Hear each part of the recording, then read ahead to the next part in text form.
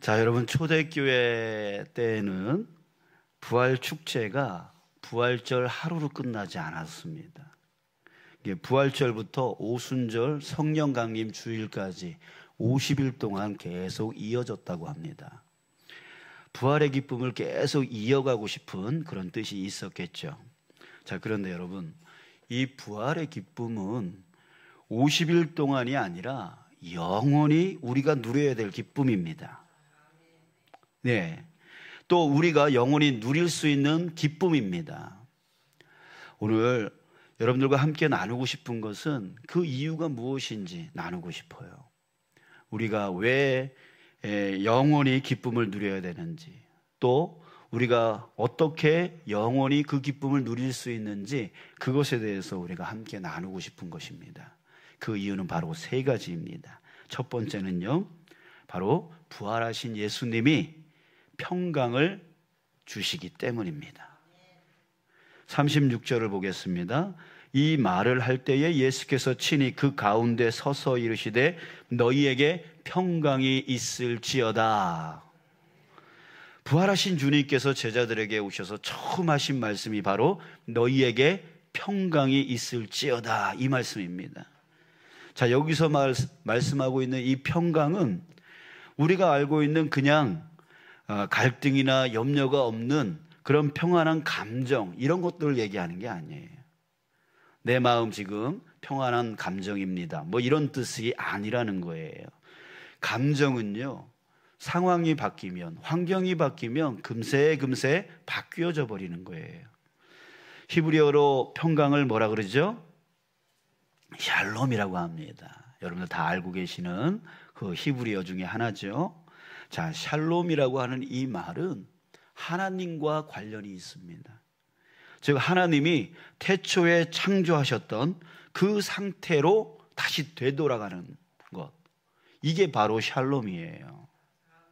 다시 말해서 샬롬이라고 하는 것은 하나님과 인간 사이, 또 인간과 인간 사이, 또 인간과 자연 사이에 화해되어지고 화합된 상태를 말합니다. 또 그 위에 하나님의 은혜가 그 모든 관계 속에 흐르고 있는 상태를 말합니다. 그래서 어떤 결핍이나 또 어떤 뒤틀림, 갈등이 없는 완벽한 상태를 바로 샬롬이라고 말하는 거예요. 그 샬롬을 바로 지금 예수님께서 그 제자들에게 선물로 주고 있는 것이에요. 지금 제자들은 어떤 상태 가운데 있었습니까? 38절에 보니까 예수님이 그들에게 이렇게 말합니다. 어찌하여 두려워하며 어찌하여 마음에 의심이 일어나느냐. 지금 제자들의 상태는 두려운 상태예요. 그리고 의심으로 가득 차 있는 상태입니다. 지금 그들은 두려운 마음에 붙들려 있습니다. 즉 샬롬이 깨진 상태로 있는 거예요. 샬롬을 잃어버린 상태로 있는 거예요. 그런 그들에게 부활하신 주님이 샬롬을 선물하고 계십니다. 자, 여러분, 우리에게도 두려움이 얼마나 많이 옵니까? 두려움 때문에 마음속에 근심, 걱정, 염려, 의심이 쌓입니다. 자, 그래서 기쁨이 사라지죠. 이 두려움이 오는 사람들 보면 얼굴에 기쁨을 다 잃어버려요. 그리고 올바른 삶을 살 수가 없어요. 올바른 관계를 맺어 살 수가 없어요. 그런데 여러분, 두려움이 왜 생길까요? 두려움이 왜 생기죠? 여러분, 질병하고 비슷해요. 병균에 대한 저항 능력을 뭐라 그래요? 면역력이라고 그랬잖아요.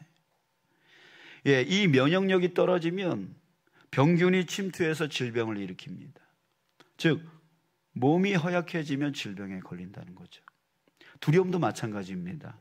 내 삶에 찾아온 문제에 대해서 이길 힘, 저항할 힘을 잃어버리는 거예요.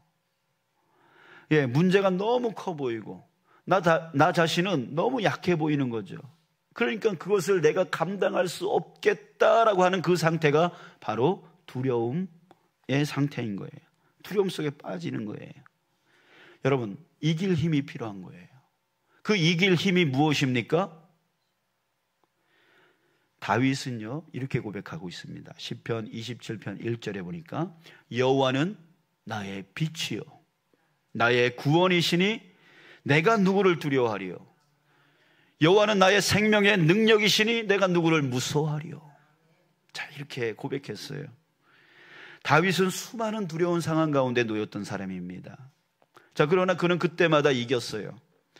그가 강해서가 아닙니다. 그가 우리보다 더 강건한 사람이라서 그렇게 되어진 것이 아니에요. 우리와 똑같은 인간이었어요. 똑같은 염려와 걱정 속에 살아가는 똑같은 그런 인간이에요.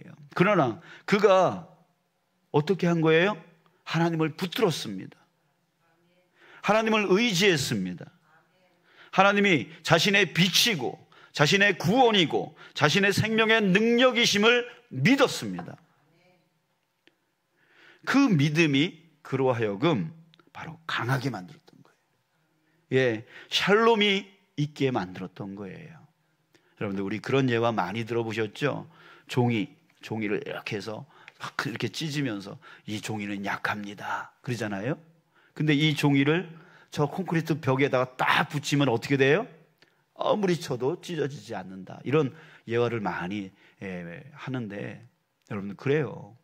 우리는 연약한 존재입니다. 쉽게 넘어지고 무너집니다. 두려움 속에 빠져버립니다. 그런데 좀 강하신 하나님, 나의 빛이요 나의 구원이시요 나의 생명의 능력이신 그 하나님 앞에 하나님께 딱 달라붙어 있으면 우리도 강해진다는 거예요.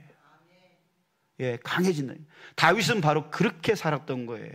그에게 다가오는 수많은 그 두려움의 문제 앞에 그는 하나님께 딱 달라붙어 있음으로 인해서 샬롬을 유지할 수 있었던 거죠. 그래서 그는 환난 가운데서도 기쁨을 유지하면서 기쁨의 삶을 살 수 있었어요. 하나님을 찬양했어요. 하나님을 경배하며 살았어요. 또 엘리야 선지자는요, 바알과 아세라 선지자 850명과 대결해서 크게 대승을 했습니다. 자, 그러나 이 일로 인해서 당시에 아주 사악한 여왕 이세벨이라고 하는 사악한 여왕이 있었는데 이 일로 인해서 이 엘리야에게 보복하겠다라고 한 거예요. 내가 반드시 너를 죽이겠다라고 한 거예요. 자, 이때에 엘리야는 두려움 속에 빠집니다. 그래서 호렙산까지, 신의 산이라고도 하는데 호렙산까지 도망을 가게 되어져요. 그리고 그 두려움 때문에 하나님께 기도를 합니다. 하나님, 나 이제 죽여주십시오. 나 이제 더 이상 못 살겠습니다. 죽여달라고까지 하면서 자기는 두려워서 이제 못 살겠다 이렇게 말합니다. 자, 그런데 그때 그 두려움에 짓눌려 있었던 그 엘리야에게 하나님이 다가오십니다. 어떻게 다가오셨을까요? 산신령처럼 뻥 하고 나타나서 그러셨을까요? 여러분, 그게 아니라 세미한 음성으로 다가오셨다 그랬어요. 그 두려움에 짓눌려서 벌벌 떨고 있었던, 그래서 아무 소리도 내지 못하고 있었던 그 엘리야에게 세미한 음성이 들리기 시작해요. 바로 하나님의 사랑의 음성이었죠. 하나님이 나와 함께 하시는구나. 하나님이 나와 함께 하시는구나 라고 하는 것을 깨달았을 때 그에게 두려움이 사라지기 시작합니다. 그리고 그 안에 샬롬이 회복되어지기 시작합니다. 하나님은 그에게 다시 사명을 부어주십니다. 너는 가서 이 일을 해라 라고 사명을 부어주세요. 근데 이 사명은 이전에 했던 그 사명보다 더 힘들고 더 어려운 사명이었어요. 그러나 이 샬롬을 회복한 이 엘리야는 두려움 없이 뛰어갑니다. 그 사명을 이루기 위하여 두려움 없이 달려가게 되어집니다. 자, 여러분, 우리 곁에 누가 계십니까? 바로 우리 곁에 부활하여 살아계신 주님이 함께 계십니다. 그리고 그 주님이 우리에게 뭘 주십니까? 샬롬을 주십니다. 샬롬을 주십니다. 그러게 여러분, 우리가 살아계신 주님을 믿으면 우리에게 샬롬이 회복되어집니다. 그리고 살아계신 주님을 믿는 한, 내가 믿고 의지하는 한 우리에게는 무엇이 있습니까? 바로 기쁨이 있는 거예요. 그래서 우리는 영원한 기쁨을 누릴 수 있는 사람인 것이에요. 자, 이제 우리 두 번째 이유를 함께 나눕니다. 두 번째 이유, 우리가 영원히 기쁨을 누릴 수 있는 두 번째 이유는 그 평강을 주시는 예수님이 우리에게 먼저 찾아와 주신다는 거예요. 예, 성경은요, 하나님을 우리에게 찾아오시는 분으로 증거하고 있습니다. 기독교가 다른 종교와 다른 점은 무엇입니까? 바로 인간이 하나님을 찾아 헤매지 않는다는 거예요. 하나님이 찾아와 주신다는 거죠. 말씀으로 찾아와 주시고, 이스라엘의 역사 안으로 찾아와 주시고, 또 사람의 모양, 예수라고 하는 그 사람의 모양으로 우리에게 찾아와 주셨다는 거예요. 하나님은 아브라함을 찾아와 주셨죠. 그리고 그를 믿음의 조상으로 만들어 주셨습니다.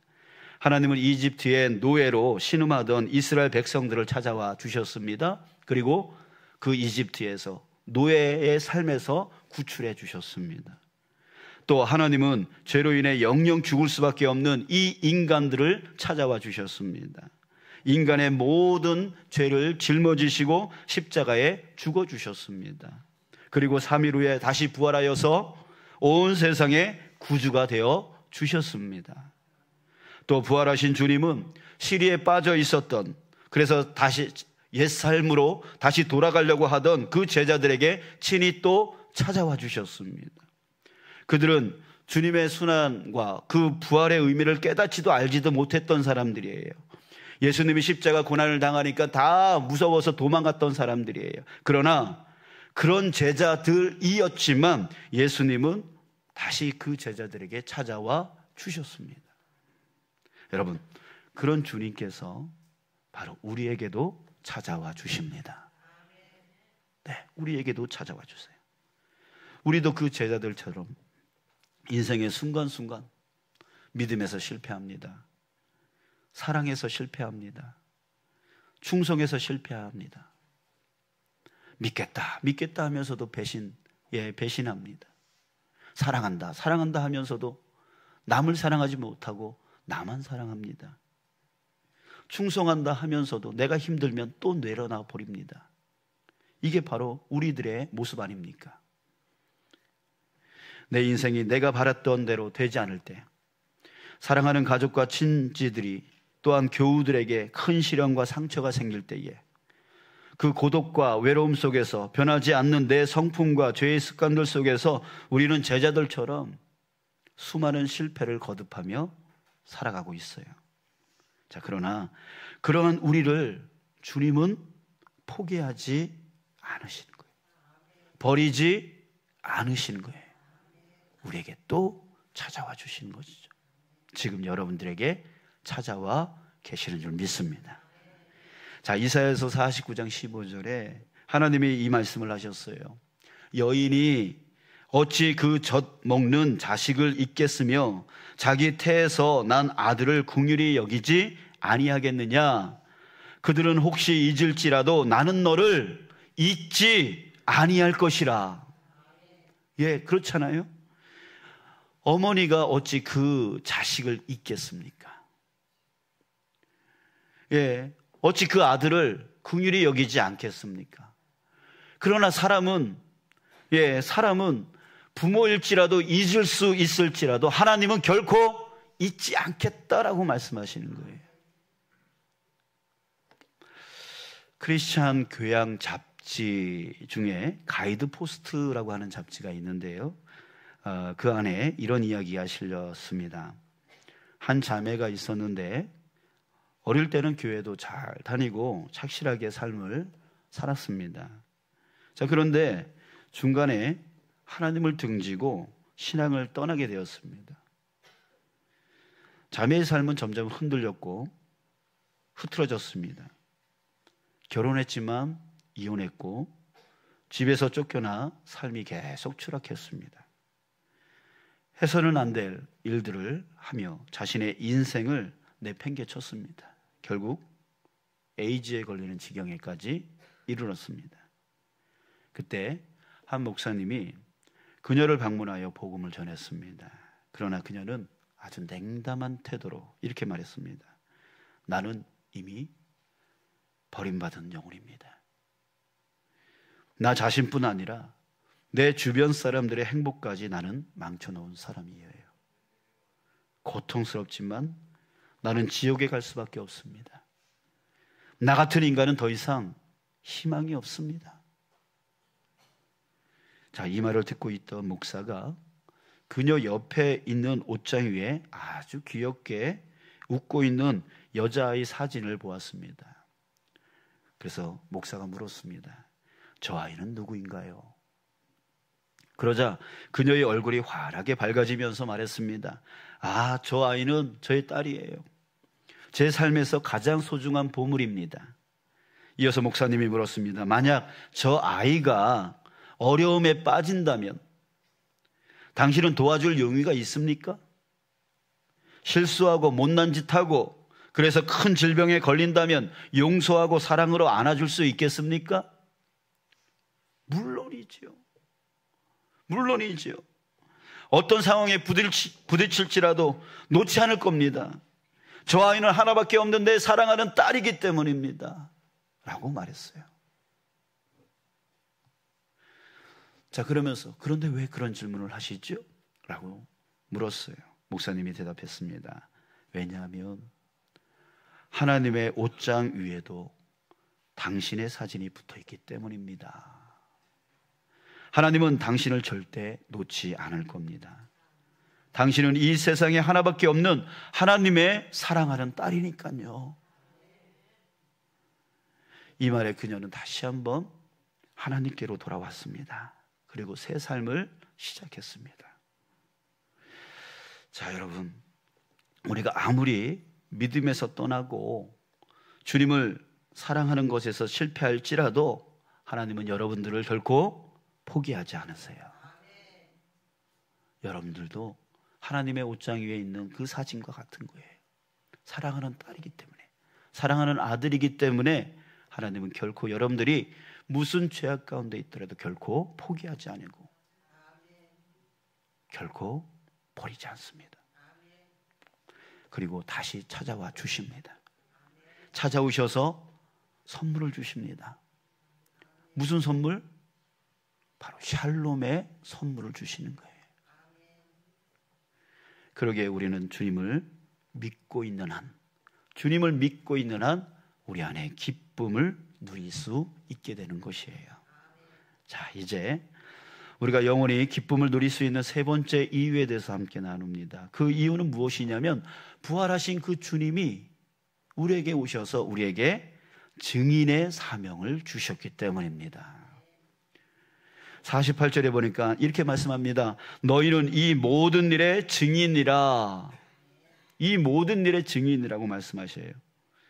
두려움에 빠진 제자들에게 찾아오셔서 샬롬의 은혜를 회복시켜 주신 주님은 이제 그 제자들을 부활의 증인으로서 세상에 파송하고 계십니다. 주님께서 증인의 사명을 주시는 이유가 무엇일까요? 두 가지입니다. 첫째는 여러분들이 알다시피 이 세상의 사람들이요, 샬롬을 잃어버렸어요. 샬롬을 잃고 두려움 가운데, 근심 가운데, 염려 가운데 피폐한 삶을 살아가고 있어요.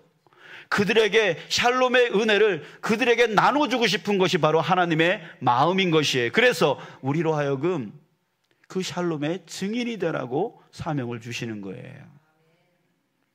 여러분들, 우리도 누군가의 증거를 통해서 우리도 이 샬롬의 은혜를 받게 되었어요. 그런 것처럼 우리도 이제 누군가를 위해서 그 샬롬의 은혜를 나눌 수 있는 자가 되어야 된다라고 하는 것이죠.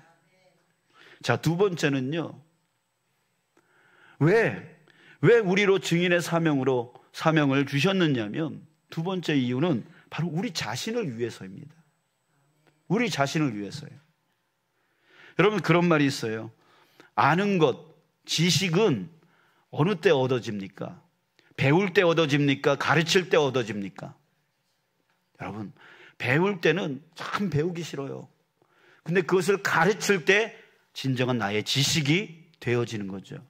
자, 여러분, 그런 건 똑같은 거예요. 하나님의 은혜는 내가 받을 때보다 내가 나눌 때에 더 커지는 거예요. 예. 은혜를 나누면 은혜가 없어져야 되는데 오히려 은혜가 충만해지는 거예요. 그것 때문에 나를 위해서 은혜를 나누라는 거죠. 여러분, 우물물. 예, 어른들이 이런 말을 해요. 우물물은 계속 퍼내야 물이 마르지 않는다.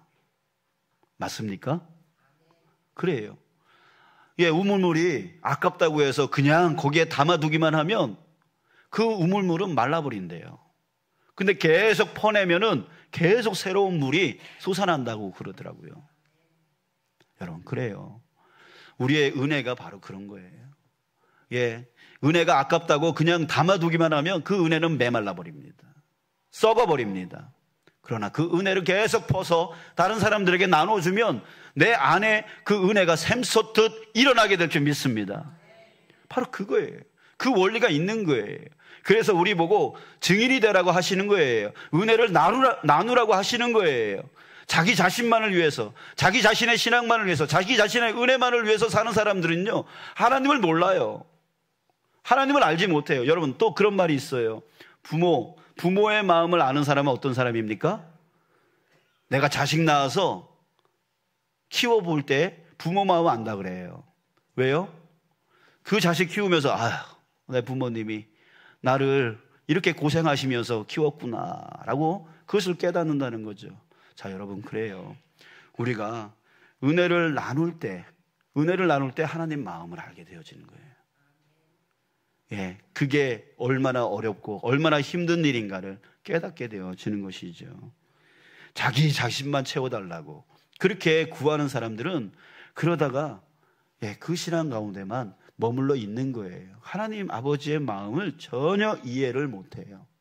우리 아까 기도할 때에 그럼 기도하셨잖아요. 정말 하나님, 내가 원하는 것은 바라지만 하나님이 원하는 것은 우리가 행하지 못하면서 산다고. 여러분, 우리가 그래요. 그렇게 살아가요. 여러분, 이제 우리의 삶이 어떤 삶이 되어져야 됩니까? 내가 원하는 삶을 살아가는 게 아니라 하나님이 원하는 삶을 우리가 살아낼 수 있는 자가 되어야 된다는 거예요. 그러기 위해서는 주님의 증인으로서 나누는 삶을 살 수 있어야 돼요. 예, 그 샬롬의 은혜를 사람들에게 나눠줄 수 있는 사람이 돼야 돼요. 그럴 때 내가 성장하고 내가 성숙해질 수 있는 거예요. 하나님 아버지의 마음을 알고 하나님의 뜻을 온전히 이루며 사는 그 인생이 되어지는 거예요.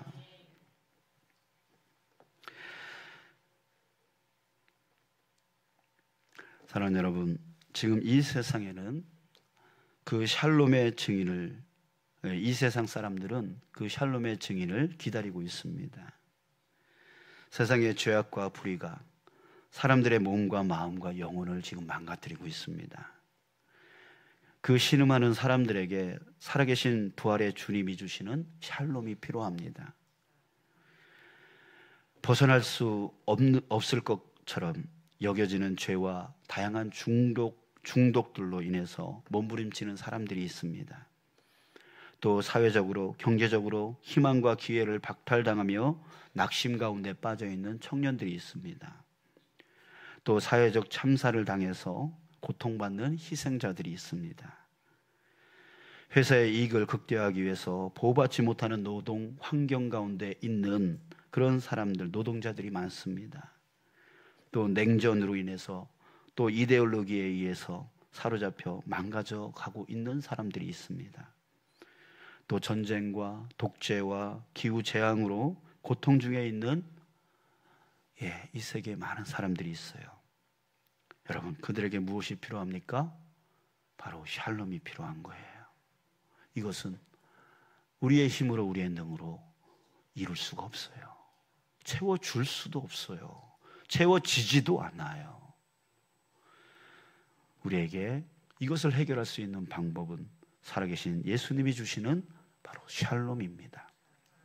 그러기에 우리가 먼저 살아계신 주님을 온전히 믿음을 통해서 우리가 먼저 샬롬을 누릴 수 있어야 돼요. 예, 샬롬을 누려야 돼요. 샬롬을 누리면 어떻게 됩니까? 우리의 얼굴은 행복으로 찰 거예요. 기쁨으로 차게 되어질 거예요. 지금 여러분들 인생 쓰고 계시는 분 계시죠? 왜 그 10년 가운데 지금 샬롬을 잃어버렸습니까? 지금 찾아와 주신 예수님을 만나시길 축복합니다. 예, 샬롬이 회복되어지면 그 얼굴에 기쁨이 넘쳐나게 되어지는 거예요. 이거는 기뻐하려고 해서 기뻐하는 게 아니라 내 안에 샬롬이 채워지면 기쁨의 얼굴이 될 수밖에 없는 거예요. 행복의 얼굴이 될 수밖에 없는 거예요. 또한 그 삶이 행복한 삶이 될 수밖에 없는 거예요. 이 세상 사람들은 지금 갈급하고 있어요. 샬롬을 갈급하고 있어요. 그 두려움 가운데서 빠져나오기를 원해요. 근심, 염려, 걱정 그것에서 빠져나오기를 원해요. 그것을 채워줄 수 있는 것은 오로지 샬롬밖에 없어요. 그 샬롬은 누가 주셔요? 예수님이 주시는 거예요. 여러분, 우리가 먼저 여기 우리 중에 샬롬을 잃어버리신 분이 계시다면 다시 예수님께로 나오시기 바랍니다. 말씀과 기도 가운데로 나오시기 바랍니다. 그러면 회복되어지는 줄 믿습니다. 지난 금요 기도회 때 제가 그것을 체험했잖아요. 제 마음 가운데 염려가 있었는가 봐요. 이게 가슴이 쓰려요, 자꾸만. 예, 가슴이. 여러분들 염려가 있으면, 걱정이 있으면, 두려움이 있으면 이 가슴이 쓰리잖아요. 그런데 그때 찬양하면서 주님을 바라볼 때에 제 안에 그 쓰림이 싹 눈 녹듯 녹아지더라고요. 여러분, 우리는 언제라도 어느 때라도 그 은혜를 누려 살아갈 수 있습니다. 왜입니까? 바로 예수님이 그 평강, 샬롬을 주시는 예수님이 우리를 찾아와 주시기 때문에 그래요. 우리가 부르짖을 때마다 주님 찾아와 주시기 때문에 그렇습니다. 그러니까 그 은혜를 우리는 누려 살아야 돼요. 누려 살면 그 샬롬을 갈급하는 저 세상 사람들은 우리를 보게 되어질 것이에요. 우리를 통해서 예수님을 알게 되어질 것이에요. 사랑하는 여러분 샬롬을 누리시길 주님의 이름으로 축복합니다. 아멘. 그게 바로 증인의 삶입니다. 여러분들 우리 더 기도 가운데로, 더 말씀 가운데로 나아가셔서 주님이 부어주시는 그 샬롬의 은혜를 마음껏 누려나가는 우리 주의 성도 되어지기를 주님의 이름으로 축복합니다.